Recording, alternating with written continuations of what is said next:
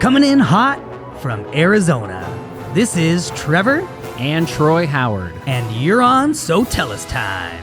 You can have everything you want in your business. Sometimes you just need a little help. Every business owner would love to charge more for their services, but sometimes you can sacrifice long-term loyalty for a short-term profit. Creating the right rituals is key to your business having success. Are you tired of competing with your competitors? Guess what? You don't have to compete if you create.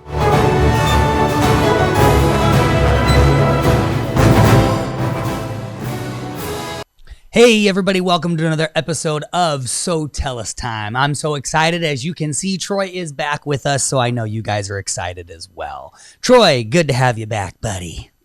Great to be back. That's right. Everybody thinks the same thing. They're like, Trevor, what are you even talking about? You're so squirrel. So it's good to have Troy back on this multi-part series where we're talking about how to sell more, how to close more sales. This is part 4 of that series, and this is sell the benefits.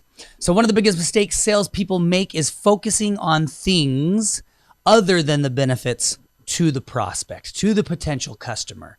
They're selling everything but the benefits. So today we're going to be talking about and going over what you should be focusing on in your sales pitch. All right, Troy, dive on in. They don't want to hear from me. They've heard from me. They want to hear from you. All right. So what do your prospects actually care about? A lot of times we think they care about our technology. They care about our certifications. They care about the awards we've won. They care about the product that we use, the chemicals, right? And the answer is they don't care about any of that, right? All they care about is what is in it for me. And that is going to be something you want to always be thinking about. When you're thinking about, selling to your prospects, to potential customers, remember, all they care about is what is in it for me. So every point you make in your sales pitch should clearly show the prospect what's in it for them. Now, I'm going to give you guys a quick story about this to kind of illustrate it. But Paul Myers, he did the Successful Motivation Institute. And he used to tell a story about a commuter railroad officials. So these were the officials that ran the commuter train, and they were really upset because passengers wouldn't close the doors, between the trains when they moved between one car to the other car of the train. They would leave the doors open, and especially in the wintertime, it was cold, so the cold air would come in, and everybody would get uncomfortable.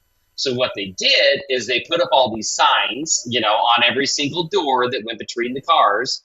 And what the sign said was, for the comfort of the other passengers, please close the doors. So do you think those signs work, Trevor? No, I highly doubt it. No.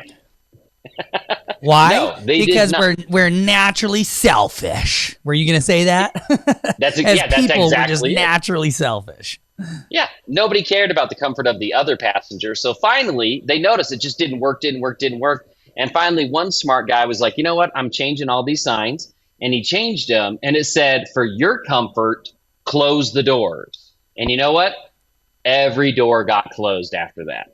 It's funny, Troy, a modern example of that. I was reading an article the other day, and they were saying one of the biggest mistakes they made during COVID, which obviously we know they made a lot, but one of the biggest mistakes they said was that instead of, when they were trying to get people to mask up, they were like, save a life, save someone else's life, put your mask on.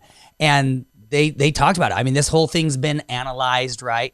And they said that didn't work. That was the worst message they could have given out there.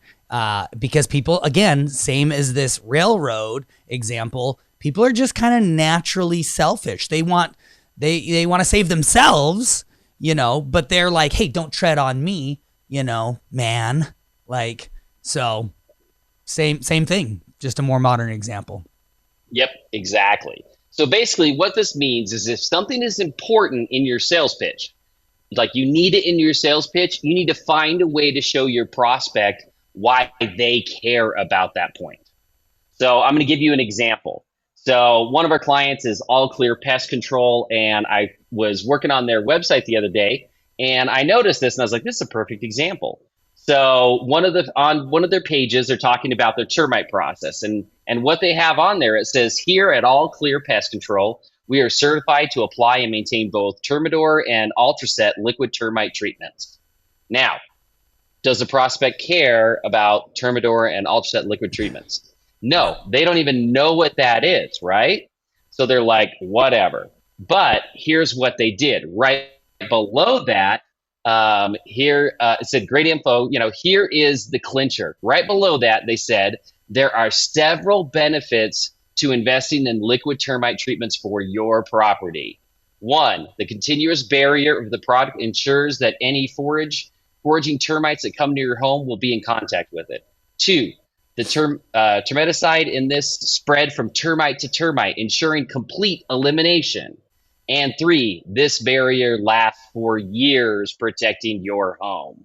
Yeah. So they gave 3 reasons why these people care that they use these products, right?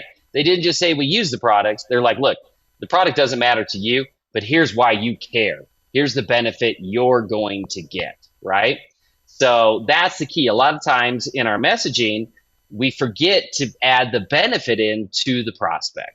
So you need to make sure that you're doing that. Anything else you want to add, Trevor, before we get to the homework? Same thing. I remember sitting in a meeting with that same client, and we were looking over their flyer, their really nice flyer they had made.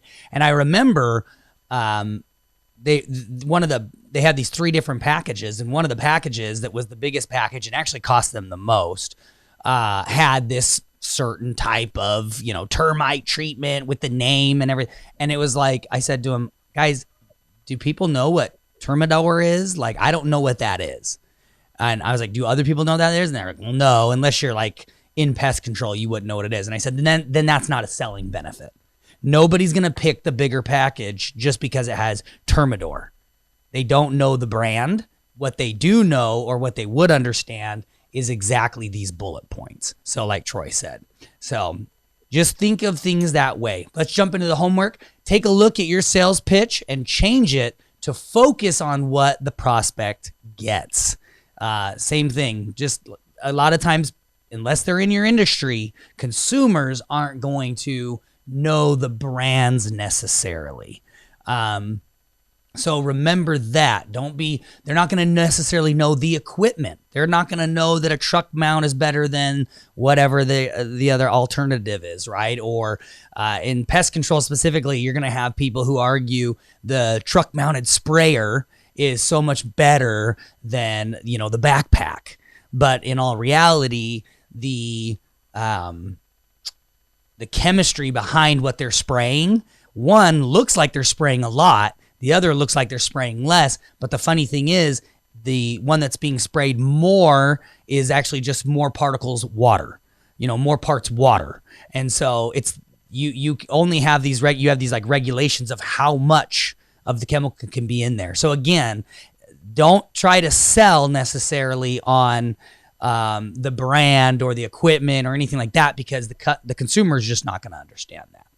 Well, right? And like you said, the consumer, I don't care whether you're using a truck or whether you're using a backpack. All I care is that I have no pests in my backyard. Exactly. So that's what you need to sell me on. That's right. That's exactly right. So, all right, guys. Well, that's it. Under 10 minutes, like we said, we're going to keep this going. We have more parts to this series. We love you. We appreciate you. And we will catch you guys on the next episode of So Tell Us Time.